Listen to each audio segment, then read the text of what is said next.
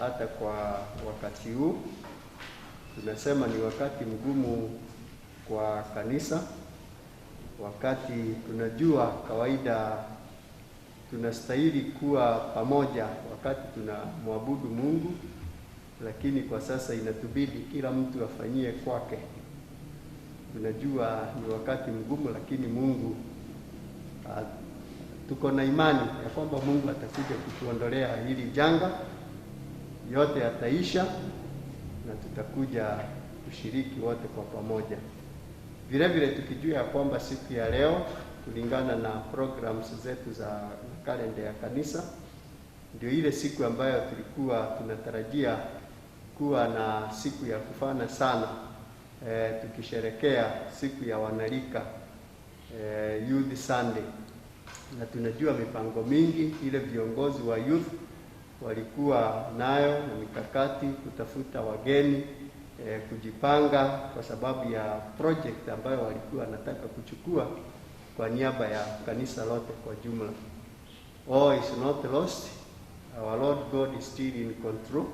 Tunajua hata kama haitawezekana leo, tutakuja kuwafikia lile lengo ama the intention that the youth had for this church. Bwana Yesu asifiwe. Kwa hivyo yangu ni kuwatia nguvu, msione ni kama yote yamefika mwisho. Ni kwa sababu ili janga linaisha na tutaresume mambo yetu ya kawaida na mipango itaendelea vizuri. Wale wako kule nyumbani na sisi wote kwa jumla tunaomba ya kwamba tuendelee kuliombea kanisa, tuendelee kuliombea nchi yetu na viongozi wetu waendelee kuwa na hekima wanapotuongoza, na tuendelee kuomba ya kwamba hili janga lipate kuisha ili mambo yetu yote yaendelee vizuri. Tunaendelea bado kuappeal kwa msaada wa kile ambacho uko nacho chenye unaweza share na mwingine. Tuko na washirika kati yetu ambayo wako na mahitaji, na ni sisi tu ambao tutakuwa msaada kwao. We are encouraged to be loving, we are encouraged to take care of each other.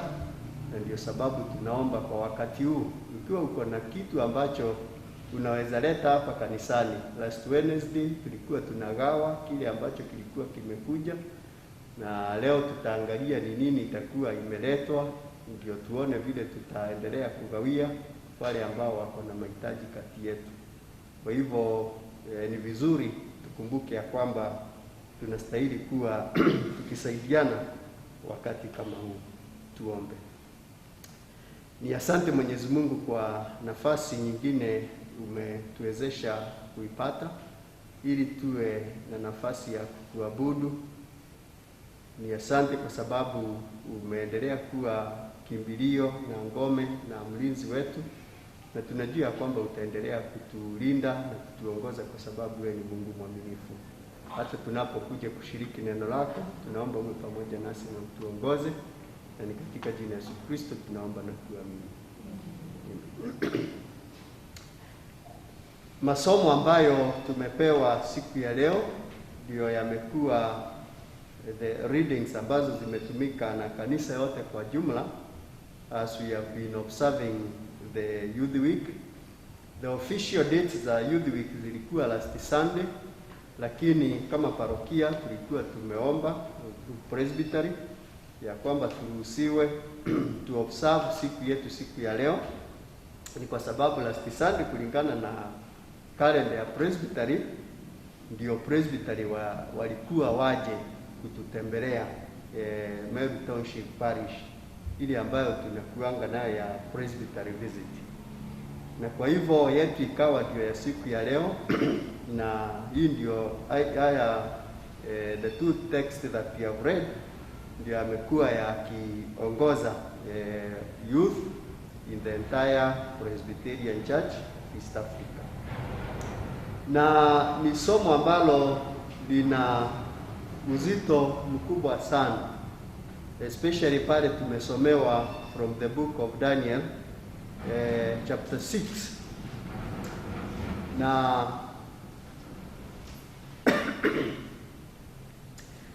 Daniel chapter 6 verses 3 ndio inatupea ama inatufunulia ni kwa nini Danieli alikuwa special. Maana inasema ya kwamba because an excellent spirit was in him. Kuna jambo ambalo lilikuwa ndani ya Danieli.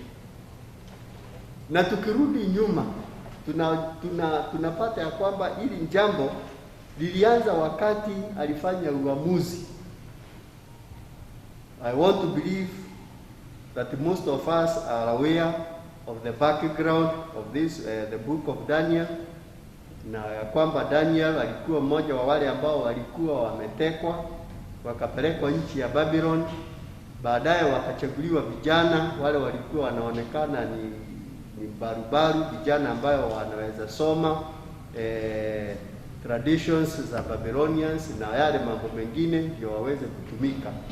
Na mnakumbuka ya kwamba walikuwa wamekusanywa vijana wengi, na wakati mmoja Daniel na wale wengine wakaamua, a few of them wakaamua ya kwamba watakula chakula cha ufalme.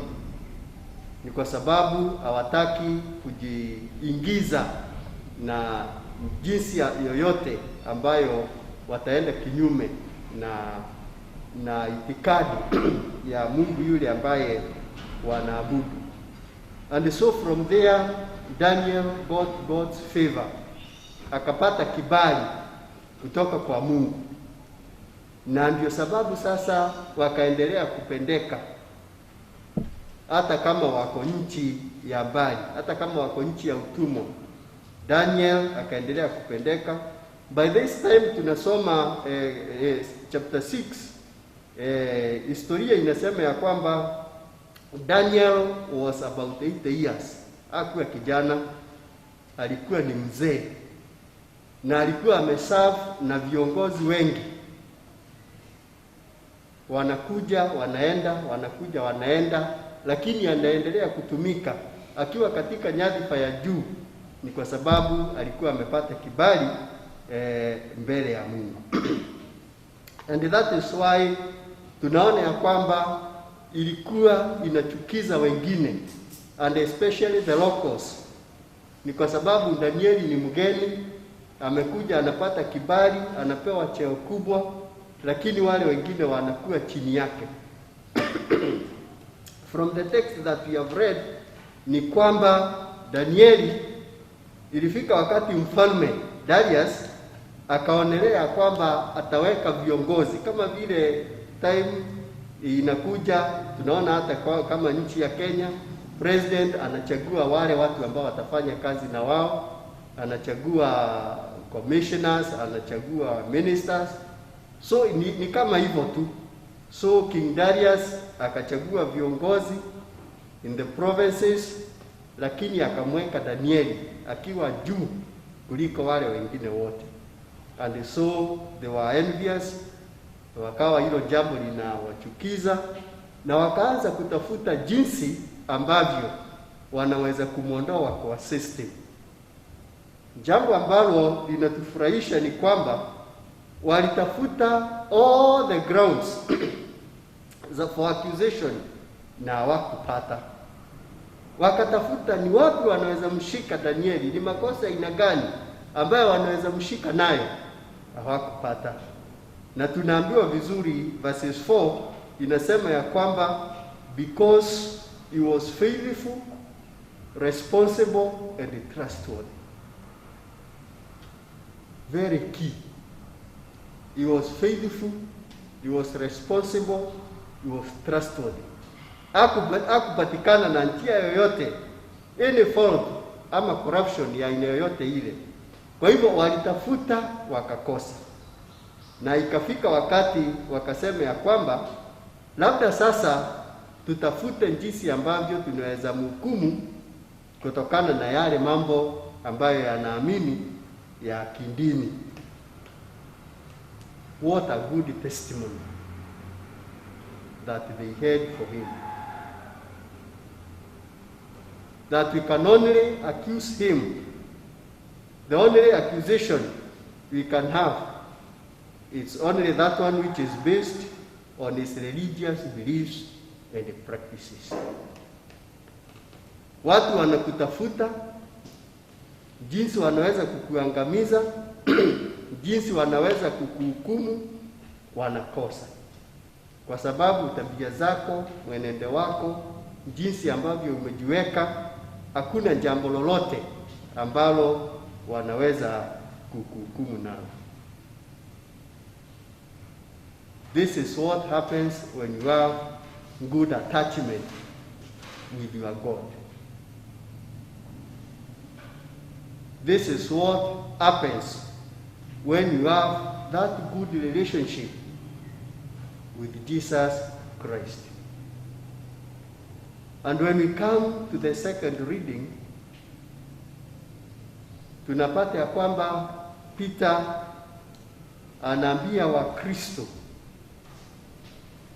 verses 18, which is our theme, grow in grace and in the knowledge of our Lord and Savior Jesus Christ. But then, how do you grow if you do not have that close relationship? Kwa hivyo ni lazima, kama vile Daniel alikuwa very close with God na alikuwa ameamua from the word go ya kwamba hatajichafua na mambo yote mabaya, na vile vile na sisi ni lazima tuwe karibu sana na Kristo.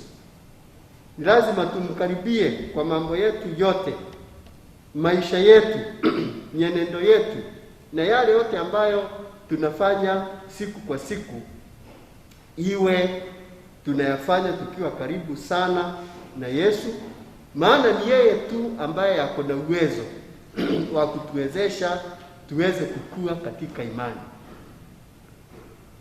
We cannot make it by ourselves. Na ni vizuri wanarika, wale tuko nao hapa na wale wengine wako kule nyumbani, tuelewe hivi ya kwamba ndio tuweze kukua na imani yetu ikue, ni lazima tukubali kutembea na Yesu. Maana ni yeye ako na nguvu, ni yeye ako na uwezo wa kutusaidia na kutuwezesha tukaweze kukua katika imani. Otherwise all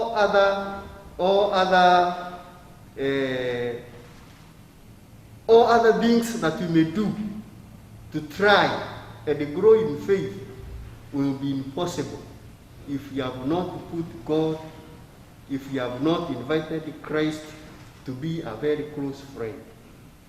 Mambo mengine yote tutajaribu, they will be in futility. Kwa hivyo jambo la muhimu sana ndio tuweze kutimiza yale ambayo tunaalikwa kuyatimiza siku ya leo na kupitia somo hili, ya kwamba tuendelee kukua katika imani na tuendelee kumjua na kulijua kusudi la Yesu Kristo Mwokozi wetu katika maisha yetu. All that will be possible when we allow Christ to rule in our lives. Wakati tutakubali Yesu au ndiye anatawala katika maisha yetu. Kama vile Danieli alivyojipeana kwa Mungu, hata kama alikuwa nchi ya mbali, nchi ya utumwa, lakini alijipeana kabisa kwa Mungu, naye Mungu akaendelea kusimama na yeye. Na sisi ndivyo tunaendelea kualikwa siku ya leo kukubali kutembea na Yesu, kukubali Yesu katika maisha yetu, ndio tuendelee kukua na tuendelee kujua kusudi lake katika maisha yetu.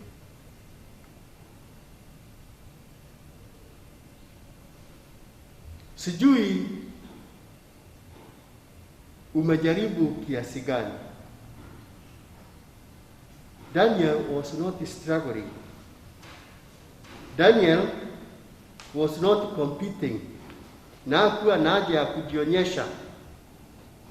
Ye as long as alikuwa anajua na anajuana na Mungu wake, na kujificha hata wakati alikuwa accused.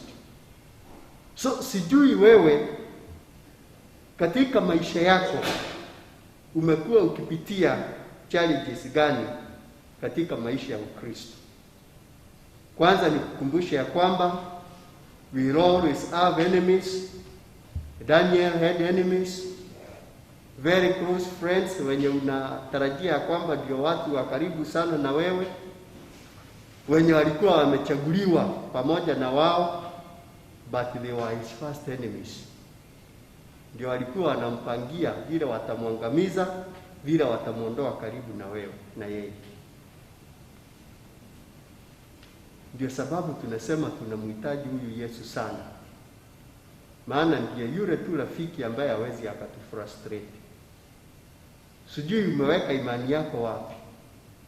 Umeiweka kwa watu unawaamini sana kwa sababu mko marafiki, mnafanya biashara karibu pamoja, mko na uhusiano wa karibu. They can frustrate you, wanaweza kukugeuka. Na unaona ile sheria iliwekwa wakati wale viongozi wengine walipoenda kwa mfalme na wakamwambia aweke sheria, mwenye hata mwabudu mfalme awekwe kwenye tundu la simba. And that is what happened. But you know what? Kwa sababu Danieli alikuwa anamwamini Mungu wake na hakuwa na haja ya kujipendekeza kwa marafiki, Mungu wake alisimama naye hata akiwa kule kwenye tundu la simba. Ndio sababu tunasema tunamhitaji Yesu katika maisha yetu, as a close friend in our lives, a friend whom we can run to in times of trouble. Sijui wewe umeweka imani yako aje kwa Yesu, lakini tunaambiwa ya kwamba so that we may grow in his knowledge, ni vizuri tumuite awe rafiki wetu wa karibu. And Peter is calling all the Christians to live in purity and in a blameless life before the Lord. Each day, kila siku, tuishi maisha ambayo yanampendeza Mungu. Tuishi maisha ambayo ni ya kuvutia Mungu, maisha ambayo tunapatikana tukiwa blameless. As we read the book of 2 Peter from verses 10 to 18, 2 Peter chapter 3. Actually, that is the message. Being blameless, living a pure life. Ndio tuendelee kupatikana watu ambao wanapendeza mbele za Mungu. Ndio sababu wakati tutajikuta tuko katika hali ngumu kama ile Danieli alijikuta, tuwe tuna yule ambaye tunaweza lilia, yule ambaye tunaweza ita, na yule ambaye anaweza tuokoa. Bwana Yesu asifiwe. So brothers and sisters in the Lord, it's a calling this morning that we must try as much as possible to live a pure life, to live in righteousness, to live in faithful life, being responsible and trustworthy in whatever that we do, as Daniel did, and I'm sure God will always be on our side. He's going to fight our battles, He's going to see us through, and more so, because we are preparing ourselves for eternal life. As we continue growing in grace and in this knowledge, tunaendelea kujitayarisha hata kwa maisha ambayo yanakuja. This life and life after, we continue preparing ourselves. Ni kwa sababu hao ndio wale watu ambao Mungu anahitaji. Mimi na wale watu ambao wanaendelea kumjua na kujua kusudi lake. Ndio wakati maisha yetu hapa duniani yatakuwa maisha, tuwe tuko na guarantee na tuwe tuko na hakikisho ya kwamba tutagawiwa ule uzima wa milele. So I don't know what you are doing to ensure that good relationship with Christ. But the only way and the best way, ni ya muhimu sana, ni kujipeana kwa Yesu kama mwokozi wa maisha yako. Hayo mengine yote unaweza yajaribu, but they might be in vain. Ya muhimu ni kujipeana kwa Yesu kama Mwokozi wa maisha yako, ndiye aendelee kukuwezesha kukua ukiwa ndani yake. Tuombe. Tunakushukuru Mwenyezi Mungu kwa sababu wewe ni Mungu mwaminifu. Na ni asante kwa sababu ya mwaliko wako asubuhi ya leo. Umetukumbusha jinsi Danieli alivyoamua kutoka mwanzo ya kwamba hatajichafua na chakula cha mfalme wala kutenda lolote ambalo ni kinyume na mapenzi yako, na kwa sababu ile ukaendelea kumjaza na roho ya hekima, akaendelea kupendeka na akawa mtu wa kutegemewa hata akiwa kule nchi ya utumwa. Vile vile ukatukumbusha ya kwamba nasi tunastahili kuendelea kukua kwa kukujua na kujua neno lako na kusudi lako, na tunajua hili halitawezekana kama hatuja kwanza kabisa kukubali katika maisha yetu. Tunajua yale mengine yote tunaweza yatekeleza, lakini hawezi yakawa ya msaada. Lakini ukiwa ndani yetu nasi tuwe ndani yako, tunajua yatawezekana. Ndiposa tunaomba kwa unyenyekevu ukubali ya kwamba kila mmoja wetu tuwe na uwezo wa kukuita Mwokozi. Tuondolee mambo yote ambayo yanatufunika, mambo yote ambayo yanatuzuia, mambo ambayo yanatuvuta mbali na wewe. Tuondolee hayo yote ili tuone jinsi ambavyo unatupenda, nasi tunyenyekee na tuje mbele zako na tukukubali kama Mwokozi wa maisha yetu. Endelea kutubariki, endelea kuwa na kila mmoja wetu, endelea kutuzingira na kutufunika na nguvu zako, na uendelee kutuokoa, maana wewe ndiye Mungu na kimbilio letu. Na kama vile ulivyomwokoa Danieli akiwa kule kwenye tundu la simba, tunajua hata sisi utatufunika na utatuokoa hata kwa hili janga ambalo limetukumba wakati kama huu, na tunajua ya kwamba tutatokea pande ile nyingine tukiwa washindi, na tuendelee kulitukuza na kulisifu jina lako, kwa sababu tunaomba tukiamini katika jina la Yesu Kristo aliye Bwana na Mwokozi wetu.